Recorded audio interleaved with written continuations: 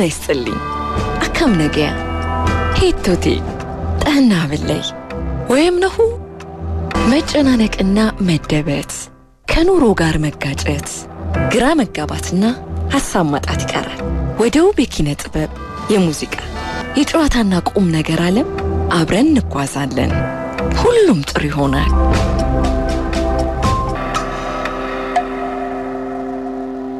እሺ ታዛን ነው የሰማቻላችሁ። የወንዶች የብቸኝነት ወረርሽኝ ሌላው ዓለም ላይ በጣም እየተስፋፋ ነው። ሜል ሎንሊነስ ኤፒደሚክ ብለው ገልጸውታልና በዚህ ዙሪያ ብዙ ጽሁፎች ወጥተዋል። በተለይ ምዕራቡ ሀገራት ላይ ወንዶች ብቸኛ እየሆኑ ነው። ከአራቱ አንዱ ወንድ ብቸኛ ነው ወይም ጓደኛ የለውም የሚለውን እንደዚሁ አስቀምጠዋል። ዩኬ ውስጥ ደግሞ ከሶስቱ አንድ ወንድ እንደዚሁ ጓደኛ የለውም በብቸኝነት የሚሰቃይ ነው ብሎ አስቀምጦታል። እዚህ ላይ እንግዲህ ብቸኝነት በራሱ የሰዎች ህይወት ላይ የሚያመጣው ተጽዕኖ በጣም ከባድ ነውና ከሲጋራ ከማጨስ ባልተናነሰ የሰዎችን ጤና እየጎዳ ይገኛል የሚለውን የዓለም ጤና ድርጅትም ከዚህ በፊት ያስቀመጠው ፋክት ሆኗል ማለት ነው። በብቸኝነት ምክንያት ሰዎች በብዙ መንገድ ይጎዳሉ የሚለውን ገልጾታል። የወንዶች ደግሞ አሁን ብቸኛ የሆነው መምጣት አሳሳቢ ደረጃ ላይ እየደረሰ ነው። እንግዲህ ወንዶች ለምን ብቸኛ ሆኑ የሚለው ነገር ብዙ የተጠቀሱ ምክንያቶች አሉ። አሁን ብቸኛ ሲሆኑ ምን ያደርጋሉ የሚለውን ከተመለከትን ለብቸኝነታቸው አንዱ ምክንያት ይሆናል። አንዱ ይሄ ወንዶች ማጣትን፣ ችግርን፣ ፍርሃትን እንደ ስንፈት እንደ ደካማነት አይተው የሚቆጥሩት ማህበረሰቡን በዛ መንገድ ነው እንዲያስቡ አድርጎ ያሳደጋቸው። ስለዚህ ራሳቸውን ደብቀው ሸሽገው ቤት ዘግተው መቀመጥን ይመርጣሉ። እንዲህ አይነት ችግሮችን ተጋላጭነትን ከጓደኞቻቸው ጋር የማውራት የመነጋገር ለሰዎች አውጥቶ የማካፈል ነገር የለም። ስለዚህ ይሄ ያለ መበረታታት ሁኔታ ሴቶች በማህበራዊ ህይወት በጓደኝነት ህይወታቸው ውስጥ የሚያገኙትን ጥቅም እንዳያገኙ አድርጓቸዋል፣ ነጥሏቸዋል የሚለው ነገር ተቀምጧል ማለት ነው። ያው ጓደኝነትን መመስረት ለምን ከባድ ሆነ ሲባል በስሜት ቁጥብ መሆናቸው ጥልቅ ጓደኝነትን እንዳይመስርቱ አድርጓቸዋል። ስለዚህ ዝም ብሎ ለጊዜያዊ አብሮ ለወከባ የሚደረጉ ጓደኝነቶች ሊኖሩ ይችላሉ እንጂ ይሄ ዲፕ የሆነ ጥልቅ የሆነ ትርጉም ያለው ወዳጅነትና ጓደኝነት የሚለው ላይ በደንብ እየሰሩበት አይደሉም የሚለው አንዱ እንደጎዳቸው ነው። ይሄ በብቸኝነት ውስጥ እንዲቆዩ እንዳደረጋቸው እየተገለጸ ይገኛል። እና ብቸኝነት ውስጥ ያሉ ወንዶችን እንዴት እንለያቸዋለን ከተባለ ኦቨርታይም ይሰራሉ። ብዙ ጊዜ ከተሰጠው የሰዓት ገደብ በላይ የሚሰሩ ናቸው። ረጅም ሰዓት በመስራት ለመደበቅ ይሞክራሉ። ውስጣቸው ከሚሰማቸው ፍርሃትና ውጥረት የሚሸሸጉበት ነው። ይሄ ግን በስራ መብዛት ምክንያት ለሚመጡ ህመሞች፣ ጭንቀት፣ ድባቴ፣ የልብ ህመም፣ ድካም፣ የስራ ቦታ ጉዳቶች የሚያጋልጥ ነውና እንደዚህ አይነት ነገሮችን እንግዲህ ሪፖርት ተደርገዋል ማለት ነው። ሌላው ይሄ ከቤተሰብ ከጓደኛ ጋር የሚኖራቸው ትስስርም ቁርኝትም እየላላ ይመጣል ማለት ነው። አንድ ሰው ከሰዓት በላይ ረጅም ሰዓት በስራ ላይ የሚያሳልፍ ከሆነ ማህበራዊ ህይወቱ እየተጎዳ ነው፣ ምንም ጥያቄ የለም። የቤተሰብ ህይወቱ እየተጎዳ ነው። ስለዚህ እየራቀ ነው የሚሄደው። ነገ ከሱ ጋር አብሮ ቁጭ ብሎ የሚያስተዛዝን የሚያወራ የደስታ ተካፋይ የሚሆን ሰው ሊያገኝ ይችላል። ምን እንደፈለጉስ ማን በቅርበት ሊያቅ ይችላል? በቃ ይሉም ነው የሚባለው። ሌላው ስክሪን ታይም ነው። አሁን ከዚህ በፊት እንዲያውም በእድሜ የገፉ ወንዶች የብቸኝነት መጠናቸው ከፍ ያለ ነው ይባላል። አሁን ደግሞ ወጣትነት አፍላነት እድሜ ላይ ያሉ ወንዶች ሳይቀሩ ወደ ብቸኝነት ውስጥ እየገቡ ነው። አብዛኛው ሰዓታቸው ኦንላይን ነው የሚያልፈው። ኦፍላይን የሚሆኑበት ሰዓትና ይሄ ከኢንተርኔት ውጪ ሆነው በአካል ጓደኛ የሚያገኙበት የተለያዩ ማህበራዊ ህይወቶች ላይ ራሳቸውን የሚያገኙበት ቦታ እየተገደበ መጥቷል። ስለዚህ የቨርቹዋል ዓለሙ ላይ በጣም ብዙ ነገሮችን በነጻም ያገኛሉ። እንፈልጋቸዋለን የሚሏቸው መጥፎውንም ጥሩንም ነገር እያገኙ ነው። ስለዚህ ያ ነገር ጭልጥ አድርጎ ወስዷቸዋል። ረጅም ሰዓት ቪዲዮዎችን ሲያዩ አንዳንድ ነገሮችንም እንደዚሁ ሱስ የሚያስይዙ ነገሮች ላይ ተጠምደው ሊገኙ ይችላሉ። ቴክስቶችን ሲመላለሱ፣ ቻት ሲያደርጉ እንዲህ አይነት ነገሮች ላይ ሊያሳልፉ ይችላሉ። ስለዚህ አብዛኛው ነገር የቨርቹዋል ዓለሙ እየወሰዳቸው መምጣቱ እውነተኛው ዓለም ላይ ያላቸውን የጓደኝነት ህይወት እየቀነሰው መጥቷል ነው። ይሄ አሁን ላይ የሴቶችም ችግር ሆኗል አይደል? ግን ከወንዶች አንፃር ሲታይ የወንዶቹ ብሷል ነው። ኦንላይን ላይ የሚያሳልፉት ጊዜ በጣም ሰፊ ጊዜ ሆኗል። ስለዚህ ሌላውን ህይወታቸውን እየጎዳው መጥቷል እና እነዚህ ሰዎች ብዙ ሰዓቴን በቃ እየገደልኩት ነው እያሳለፍኩት ነው ቢሉም ሌላው ህይወታቸውን ግን ጎድቶታል። ብቸኛ እየሆኑ መጥቷል። የሞላውም ይመስልሻል? በነገርሽ ላይ ብቸኝነቱን ሰው ያገኘሽ ይመስልሻል? አዝናኙም ነገር መረጃውም ጊዜ መውሰጃውም ነገር በሽ ነው። ስለዚህ በቀላሉ ይሄን ማድረግ እየተቻለ እየተዝናናሽ ምን ሰው ጋር አስኬደሽ ሌላ ከሚገባው በላይ የአካል ብቃት እንቅስቃሴ ያደርጋሉ ብቸኝነት ውስጥ ያሉ ወንዶች ተብሏል። ሰውነታቸው ላይ ያተኩራሉ። ከባድ የአካል ብቃት እንቅስቃሴዎችን ሊያደርጉ ይችላሉ። እነዚህ ነገሮች እንዲያውም የአእምሮ ጤናና የውጥረት ችግር እንዳለባቸው ማሳያ ነው። ከባድ ስፖርት ሊሰሩ ይችላሉ። ይሄ ብረት መግፋት፣ አሎሎ የመሳሰሉ ነገሮች ሰውነታቸውን በጣም በማፈርጠምና ከባባድ ስፖርት ውስጥ በመገኘት ልታያቸው ትችላለሽ። ያ ማለት እንግዲህ እንደዚህ አይነት ስፖርት ውስጥ ያሉ ወንዶች ሁሉ ብቸኝነት ያጠቃቸዋል ማለት አይደለም። እንደዚህ አይነት ስፖርት ሰርተው ጥሩ ማህበራዊ ግንኙነት ያላቸው ወንዶች ሊኖሩ ይችላሉ። ግን በብዛት ደግሞ እንዲህ አይነት ነገር ላይ ብቻ አተኩረው ሌላው ህይወታቸው የተዘነጋ ወንዶች ብቸኝነት ውስጥ ያሉ ወንዶች ናቸው ነው። ስለዚህ የትርጉም ያለው ግንኙነትን የማጣት አንዱ ምልክት ነው እና እዛ ውስጥ ልታገኛቸው ትችላለሽ። ያው ቀን ከሌት ዝም ብሎ ብረት የሚገፋ ከሆነ አንድ ወንድ ችግር አለ ማለት ነው፣ እርዳታ ያስፈልገዋል። እና ከባድ የአካል ብቃት እንቅስቃሴ ደግሞ የጡንቻ ህመሞችን፣ የአካል ጉዳቶችን እስከ ማምጣት ደርሷል። እንዲህ አይነት ነገር ውስጥ ረጅም ሰዓት ባሳለፉ ቁጥር ሌሎችም ይሄ ከኩላሊት ጋር የተያዙ ህመሞችንም እስከ ማምጣት የደረሰባቸው ወንዶች አሉና ይሄም አንዱ ችግር ነው። ዝም ብሎ አሁን የአካል ብቃት እንቅስቃሴ ሲባል ሰላማዊ ካምፕ ብቻ እንዳይመስል ነው። እንደዛ ነው የምናስበው። አንድ ወንድ ስፖርት የሚሰራ ከሆነ በቃ ጤናማ ላይፍ ስታይል ላይ ያለው ብለን ልናስብ እንችላለን። ግን ብዙ ሰዓቱን ለዛ እየሰጣ ከሆነ የብቸኝነት ህይወት ውስጥ ሊሆን ይችላል። ውስጡ ያለውን በጣም ብዙ ስትረስ፣ ድባቴ፣ መሸሽ ያመጣው ውጤት ሊሆን ይችላል። ሌላ ሲሪያል ዴት የሚያደርጉ ይሄ ብዙ ሴቶችን የማያቋርጥ ተከታታይ ፊልም እንደምንለው ከብዙ ሴቶች ጋራ የፍቅር ግንኙነቶችን ቀጠሮዎችን የሚያደርጉ ይሆናሉ። ሁሌም የሚፈልጉትን የሚመኙትን ፍቅር ፍለጋ ብቸኝነትን ሽሽት ነው የማያቋርጥ ዴቲንግ ውስጥ የሚገኙት ነው እንደዚህ አይነት ወንዶች። ስለዚህ አንዷ ትመጣለች ሌላዋ ትሄዳለች፣ አንዷ ትመጣለች ሌላዋ ትሄዳለች። የማያቋርጥ ፍለጋ ውስጥ ነው ያሉት። ሁልጊዜም ብዙ ኤክሶች ይኖራቸዋል ማለት ነው እንደዚህ አይነት ወንዶች። ማስቀጠል ነው ያልቻሉት። ፊራ አለ እንደተባለው የተገለሉና ለብቻቸው የሆኑ ይመስላቸዋል። ግን ያንን መወጫ መንገድ ትሆናለች ሴቷ። እና ደግሞ ምንድነው ብቸኛ አይደሉም ብለን ልናስብ እንችላለን። እንዴ ምን ሁሌ ከሴቶች ጋር አይደል እንዴ ወይም ደግሞ ምን እሱ ጓደኛ አጣያቅ ሊባሉ ይችላሉ። ግን አንዱ የብቸኝነት መገለጫ ሴቶችን ማቀያየር፣ አንዷ ስትሄድ ሌላዋ ስትመጣ ደግሞ ሌላዋ ገና አልተረጋጉም። ይሄ አንዱ ብቸኝነትን ያለባቸው ወንዶች የሚያሳዩት ባህሪ ነው ተብሏል። የብቸኝነት ድባቴ የሚያመጣው ውጤት ነው ተብሏል።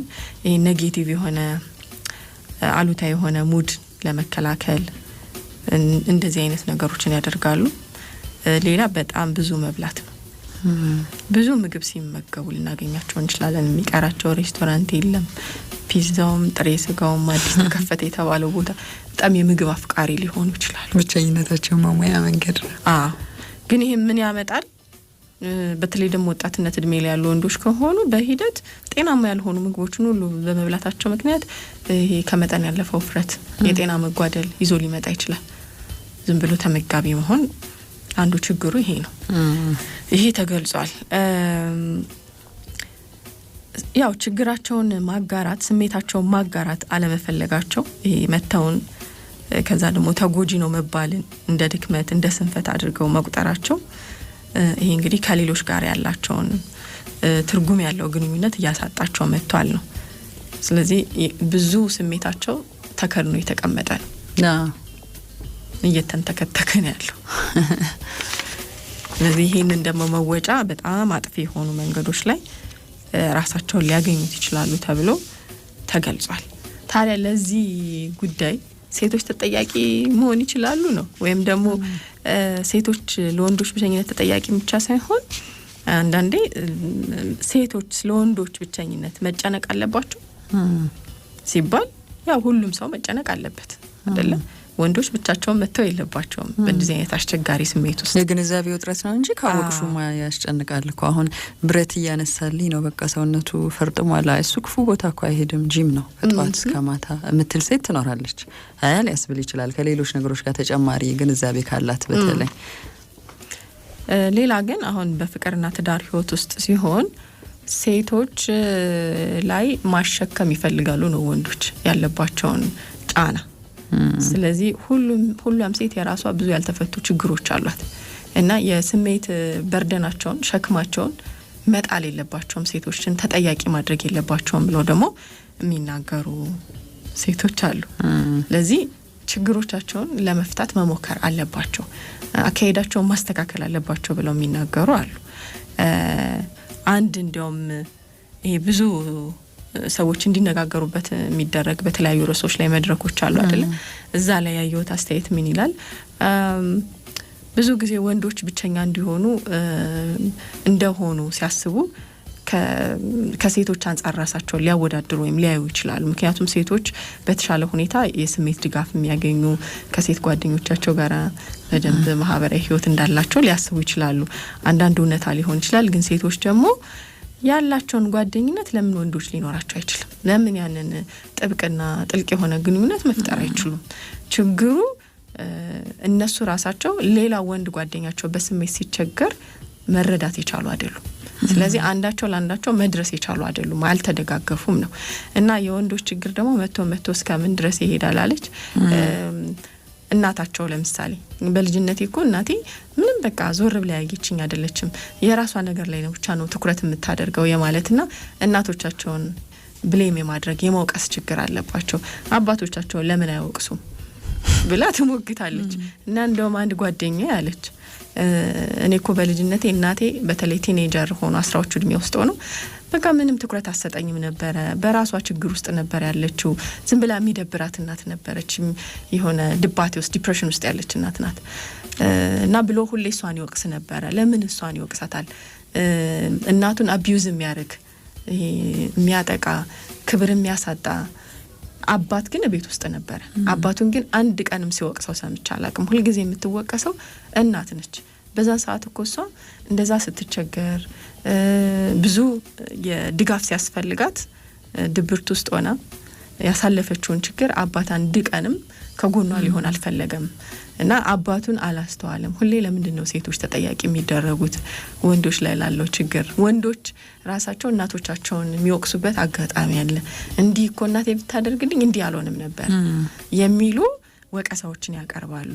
ስለዚህ ራሳቸው ኃላፊነት ይውሰዱ ነው ለአንዳንድ ነገሮች። ሴቶች ጋር ብዙ ችግሮች አሉ። ያንን ችግር ይዘው እነሱም የራሳቸውን ትግል እየታገሉ ነው። ዞሮ ግን ሁሉም ሰው መደጋገፍ አለበት አይደል? ለደረሰበት ችግር ይሄ ቅድም ያልሽው አንቺ 50 ሰዎች አሉሽ ታሪክ የምትነግሪያቸው፣ የምታለቅሽባቸው፣ ቁጭ ብለሽ የምታወሪያቸው፣ በስልክ ብዙ ነገር ሼር የምታደርጊያቸው እኔ ተሸክሜው ልፈነዳ ነው አይነትና ማንም የለኝም የሚለውን እነሱ ሰው ፈልገው ሰው እንዳጡ የማረጉ ይሄ ቪክቲምነት ባህሪው ነው አሁን ጎልቶ የሚታየው። ትዝ ይልሽ እንደሆነ ወይም ደግሞ የሆነ የወንድ ልጅ ባህሪ እንዳልሆነ እርዳታ መጠየቅ ወይም ሄዶ ስሜቱን ማካፈል ማጋራት ከራሱ ጋራ ብዙ ነገሮችን አፍኖ ይዞ የተቀመጠ እንደሆነ አሁን በቅርቡ ሰዎች አገኘን አይደል? ሰዎች አግኝተን ወንዶችን በሆነ ነገሮች አልተግባባንም። እኔ በበኩሌ 2-3 ነገር ጠየቅኩኝ። ኦኬ ስትገናኙ የምታወሩት ምንድነው? ምንድነው የምታወሩት? ረጅም ሰዓት ይገናኛሉ፣ በስልክ ይደዋወላሉ። ኖ እናንተ የምታወሩትን አናወራም። እኛ ስለ ትዳር አታወሩም? አዎ። ስለ ልጆች አታወሩም? አዎ። ስለ ቤት ሰራተኛ አታወሩም? አዎ። ስለ ስራችሁ አታወሩም? አናወራም። ምንድነው የምታወሩት ታዲያ? ለምሳሌ ዛሬ ዩክሬንና ራሽያ ሊሆን ይችላል ወሬው፣ ወይም ደግሞ የሆኑ አሉ አይደል ከተማ ውስጥ የተሰሙ የሆኑ ነገሮች። ቅድም ያልሹ በስሜት ቁጥብ የመሆንና እኔ ብዙ የምናገረው ነገር የለኝም እኔው ጋር ይቀመጣል፣ አንተንም ብዙ የምትለው ነገር የለህም አንተ ጋር ይቀመጥ የሚል ገደብ መስርተው። ስለዚህ የምናወራው ነገር ያላግባባል። ለዚህ ነው እሺ ያልኩኝ እኔ ቢቸግረኝ ማለት ነው። ማታቂው የመሰለሽ ታሪክ ውስጥ ዝም ብለሽ የተጣላሽ መቆየት የለብሽም። እንዴት ሼራ እናደርገውም ራሱ የሚለው ጸብ መምጣት የለበትም። ሊታቁት ይገባል የሚለው ነገር እንደዛ ናቸው። በቃ በትክክል ግልጹን ነገር የተናገሩት እሱን ነው። እኛ እኮ አናወራ እንገናኝ እንጂ አናወራም ወይም በስሜት ለመደጋገፍ የምንጠራራ ሰዎች አይደለም። ደብሮኛል ዛሬ እስቲ ላግኝ አይባባሉ ማለት ነው። እስቲ እንጠጣ ነው የሚሻል። ደብሮኛል እስቲ አይነህ ቀልቷል ምንድነው የሆነ ነገርማ አለ ንገረኝ አይባባሉ ማለት ነው። ጥቂት ወንዶች ሊያረጉት ይችላሉ በስሜት በጣም ተደጋግፈው ይሄን ጥቅም አውቀው ያደጉ ልጆች ሊሆኑ ይችላሉ። አብላጫው ግን አስተዳደጋችን ይገናኛሉ፣ ያወራሉ። በዛው መንገድ በሚስጥር እንግዲህ ሪሊዝ ሊያረጉት ይችላሉ። ያንን ጭንቀትና ሀዘን ለየብቻቸው ይገባሉ ወደ ቤታቸው ነው። እና ለምሳሌ አሁን ብቻቸውን ረጅም ሰዓት ቁጭ ብለው የሚጠጡ ወንዶችን ካያችሁ ብቸኝነት የሚያሰቃያቸው ወንዶች ናቸው። እና የብቸኝነት ወረርሽኝ ወንዶችን እያጠቃ ነው ዓለም ላይ። መጠቃታችሁን እመኑ። ቃሉ ደስ ባይልም ግን ተጠያቂው ማን ነው ለሚለው ነገር አምኖ መውሰድ ጥሩ ነው። አሁን ሁሌም አንቺ ላለብሽ ችግር መጀመሪያ መፍትሄው አንቺ ጋር ነው አይደል? ራስሽን ለማሻሻል መሞከር ነው። ከብቸኝነት ውስጥ እንዴት ልወጣ እችላለሁ? እንዴት ትርጉም ባላቸው ግንኙነቶች ውስጥ ራሴን ማምጣት እችላለሁ? በቤተሰብ ህይወትሽ ውስጥ፣ በጓደኝነት ህይወትሽ ውስጥ፣ በማህበራዊ ህይወትሽ ውስጥ ምን አይነት ድርሻ ወስደዋል? አንድ እናቴ ነገረችኝ። 1-4 ሆነው ነው ማህበር አላቸው እና አክብረው ያችን ማህበር ይገናኛሉ። ከዛ አንድ ወንድ ግን አለ ማህበራዊት ነው እና ልጃቸው ምን እንደው ሴት ይመስል እሱ ደግሞ ከእናንተ ጋር አይጠፋም። ምን ዝም ብሎ ማህበር ከእናንተ ጋር መሳተፍ አለ? ወንዶች ማህበር የለም እንዴ ይባላል። ይምጣ በቃ እኛ የምናወራውን ያወራል፣ የምናማውን ያማል። ቅድም ያለው ይሄ ስሜትን የመጋራት ነገር ላይ የተለዩ ሊሆኑ ይችላል። ጓደኛቸው ነው፣ የረጅም ጊዜ ጓደኛቸው ነው። አብሮ ማህበር ይጠጣል። ተመችቶታል በቃ። የተጠቀሙት የሚያውቁት እሳቸው ናቸው። አይ ሴቶቹም አለማግለላቸው አንዱ ነገር እሱ ነው። ብቻ እንደዛ ነው። ያው ችግሩ እዚህም አንዳንድ አዝማሚያዎች ስላሉ በተለይ ይሄ ኦንላይን የመሆን ነገር ትዳር ያላቸው ወንዶችም ጭምር ናቸው። የትም ቦታ ከስልካቸው ጋር ናቸው። ስለዚህ ከስልክሽ ጋር ከሆንሽ አንቺ እንዴት ነው ቤት ውስጥ ካለ ሰው ጋራ መነጋገር? ታዩ ስሜት መገላለጽ ቀርቶ ወይም የሰውን ስሜት አንብበሽ ተረድተሽ ማገዝ ቀርቶ የተፈጠሩ ችግሮችን ራሱ መነጋገር የማይችሉ ብዙ ኢሹዎች ህይወታቸው ውስጥ ያሉ መነገር መፈታት ያለባቸውን ጉዳዮች ሁሉ ከዳድ ነው የተቀመጡ ብዙ ወንዶች አሉ። በዚሁ በስልክ በኢንተርኔት ምክንያት ማለት ነው። እና ይሄ ኦንላይን የሚባለው ጉዳይ ኦፍላይን አምጥቷቸው በተግባር ህይወትን መኖር ካልጀመሩ ከባድ ነው። ስለዚህ ሁሉ ጊዜም ስልክሽ ላይ ተደብቀሽ የምትፈቹ ችግር አይኖርም።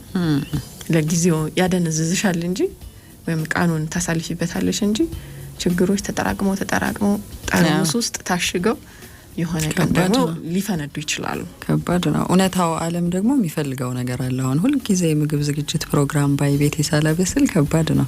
ሊያጠግብሽ አይችልም። ያ ምግብ አይነት በአይነት የምናየው ሌላ ሰው ያዘጋጀው። አሁን ኦንላይን ሲባል ቪዲዮም፣ ንግግሩም፣ ምክሩም የወሲብ ፊልሞች፣ ፖርኖግራፊዎች በጣም ወንዶች ያሉ። ይሄ ደግሞ አስቢው ምን አይነት የአይምሮ ቀውስ ይዞ እንደሚመጣ ማለት ነው። የሚሰሙ ብዙ ህጻናት ላይ የሚደርሱ ጥቃቶች፣ ሴቶች ላይ የሚደርሱ ጥቃቶች እንደዚህ አይነት ነገር ላይ በሶስት ተጠምደው በሚኖሩ ወንዶች በሚያሳዩት ባህሪ የሚመጣ ውጤትም ነው። ስለዚህ እስከዛ ድረስ መታየት አለበት ማለት ነው። በጣም ብዙ መጥፎ ነገሮች ኢንተርኔቱ ላይ አሉ። በዛ ነገር ውስጥ ራስን ለመደበቅ መሞከር አደገኛ ነው። ቀጥሎ ምን አይነት እርምጃ እንደሚወስዱ ማወቅ ቀላል ነው። እንደዚህ አይነት ነገር ላይ ተጠምደው የሚያሳልፉና ሁሉንም ነገር ነው የሚሰጠው ኢንተርኔቱ አለ። በዛ ነገር ውስጥ ደግሞ በጣም ለመጥፎ ሱሶች ራሳቸውን አሳልፈው እየሰጡ ያሉ ወንዶች አሉ ነው። መጋፈጥ አንዱ የወንዶች ባህሪ ተደርጎ እንደ ክህሎት ይነገርላቸዋል። ግን እውነተኛውን ዓለም መጋፈጥ ላይ አሁን ዘመኑ እየፈተናቸው ነው የሚለው የሚያስኬድ ይመስለኛል። እውነተኛው ዓለም ላይ መውረድ፣ የእውነት መጋፈጥ። ቅድም ስለ ቻሌንጅ እያወራን ነበር። ገንዘብ ለማምጣት፣ እውቅናን ለማግኘት፣ እውቀትን አግኝቶ ከፍ ለማለት ብዙ ሩጫ አለ። ብዙ እነኚህ ሁሉ ነገሮች እንኳን ፈተና ሆነው ይዘረዘራሉ። ይሄን ሁሉ ደግሞ ዓለም የምትፈልገውን ነገር ርስተሽ ከድነሽ በሆነ ኢማጂኔሽን ውስጥ ራስሽን ቀብረሽ መኖር ከዛ በኋላ ልንቃ ብቴ ራሱ ብዙ አመታት አልፈው ሊሆን ይችላል። አይምሮሽ ታውቆ እንቀጥላለን። ያው ታዛን ነው የምትሰሙት። መጨናነቅና መደበት፣ ከኑሮ ጋር መጋጨት፣ ግራ መጋባትና ሀሳብ ማጣት ይቀራል። ወደ ውብ የኪነ ጥበብ የሙዚቃ የጨዋታና ቁም ነገር ዓለም አብረን እንጓዛለን። ሁሉም ጥሩ ይሆናል።